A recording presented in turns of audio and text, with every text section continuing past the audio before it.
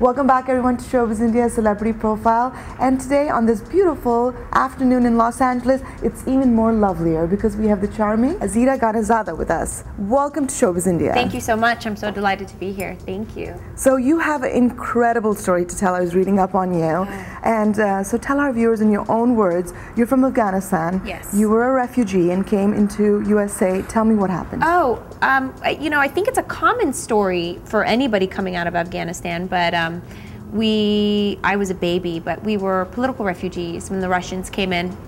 We didn't really have anywhere to go, so we fled into Tehran, and we came. We had friends in Washington, D.C. that brought us into the United States, and we received asylum to remain. So I grew up in Virginia, and then during the mid-'80s, my mother kind of single-handedly brought the rest of our family over through refugee camps into Virginia, and they all kind of established roots and stuff. But the majority of them came into the United States. The rest of them, you know, went to Germany or Canada, et cetera, et cetera. But yeah, they all fled war.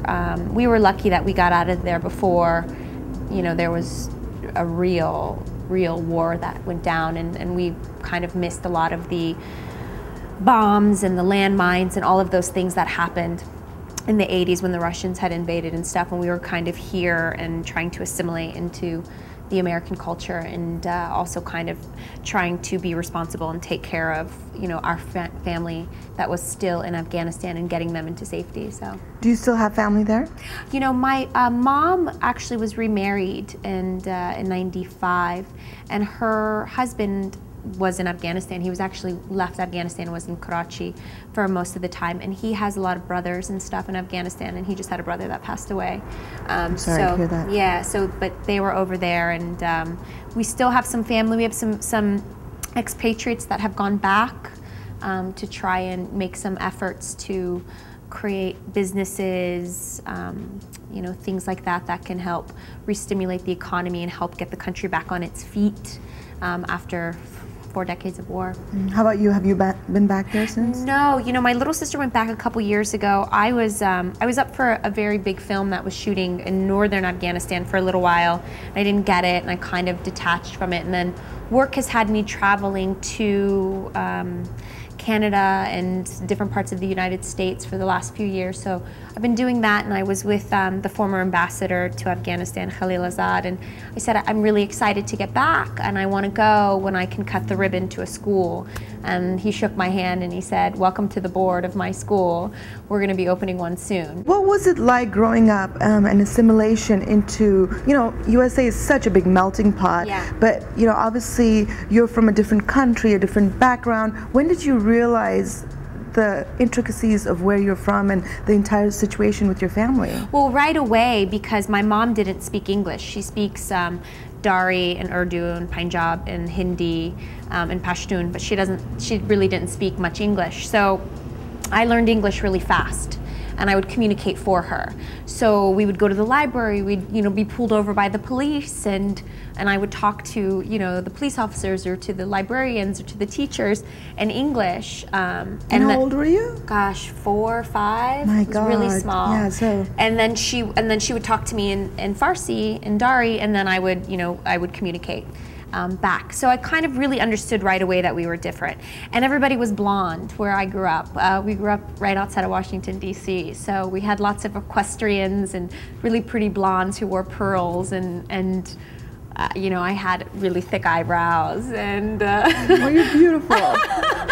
Yeah, well, but you know. felt different. Oh my goodness, absolutely. I was, you know, at the time, now Virginia is such a melting pot, but we were definitely one of the first people from an exotic place in our community specifically.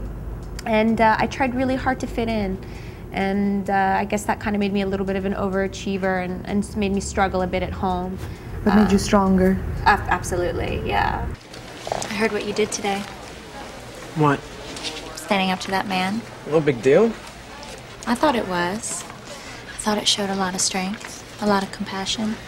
You know me. Compassion's my middle name. You know, I think I know you. So you don't always have to keep up this tough guy facade like nothing gets to you. Come on. Everything gets to you, Dr. Julian. It's not a bad thing. I actually find it rather attractive. What was the reaction like? We were talking a little bit earlier on how Afghanistani and Indian culture is similar. We're very tight-knit, we're very conservative. So coming from that background, you want to be an actress. How does that go well with your family? My family was extremely conservative, to the extremes when I was little. I wasn't allowed to, and I think any, Indian girls or an Afghan girls specifically, but I wasn't allowed to take dance classes or to participate in school plays or things like that. They were very strict at the time, very afraid of what would happen if, I kind of got out of their grasp of control and out of, underneath their rules and stuff and into another culture that wasn't theirs. So I fought and I got really good grades and I stayed focused. And I kind of made my own decisions from a very early age. And I just kind of let everybody know, I was very strong-willed, very determined. But it took me a longer time to be able to start acting than most people. I wasn't encouraged to do so. So I had to kind of leave and find a way to earn an income and figure out how to make those things happen and how to survive on my own and do it with grace and dignity and class and do all those things and move to California and leave my family, which they're all now here. Like That's any, nice. Yeah, wow. Like any good family, they all follow you. So yeah, just keep their eye on you. So it was difficult. I mean, I think, we grew up with a lot of Hindi movies, and my mom was obsessed. And there was actually a theater in Virginia that would show old Indian films, and it was this one little theater, and there would maybe be 8 of us in there, and we would go and still see the Pt.1 movies, and we would watch the dances, and it was so glamorous, and I would wear all the churis, and I just we'd kajal the eyes, and I would dance around the trees and hide from strangers. I just loved it so much. But I wasn't allowed to do it outside of my own little imaginary world, which was my backyard. But yeah, I think it's difficult for most people that come from conservative backgrounds to pursue a career in the arts. Most families don't really respect it or appreciate it, which hopefully their viewpoints are changing. Can you tell them what we're working on? Health, or I guess weight more. I don't know if you can really call it health. Weight, whatever, health. Sometimes it's healthy, sometimes it's unhealthy, but we get there. We do acupuncture, we do acupressure, we do chiropractic, we work with a nutritionist, we work with a dietitian, we work with personal trainers, we do Pilates, we do yoga, we go to spa therapy, we do light therapy, we do lymphatic drainage, we take loads of herbs, we drink a green tea tonic every day. People don't need a lot of food. I mean, really, just water and juice for 10 days is all you need. On to the day when you first faced the camera as a professional actor. Yes. What did that feel? Well, I started in commercials, and I think, my very first audition was to play like Omar Sharif's daughter in this huge Disney movie, and there were going to be horses, and I swear to you, I think I auditioned like this. I was like, I'm so scared. And I really think that happened. So, I was a little green is the term they use in Hollywood through auditions, but when I got in the front of the camera, I felt really comfortable with the camera. It's almost like a second limb to me. I don't really realize that it's there. I'm totally different with still cameras. I'm not a model. I don't know how to pose or stuff, but I'm very comfortable in front of the camera. It never really impacted me. I'm not afraid of it. It just it was a very natural thing. The things I was very green about were, things like, hitting my mark and what am I doing? Is this right? Where's the camera? And things like that. Things that you end up learning as time progresses. But yeah, it was quite an adventure, and I think people saw the potential in me but started me slow.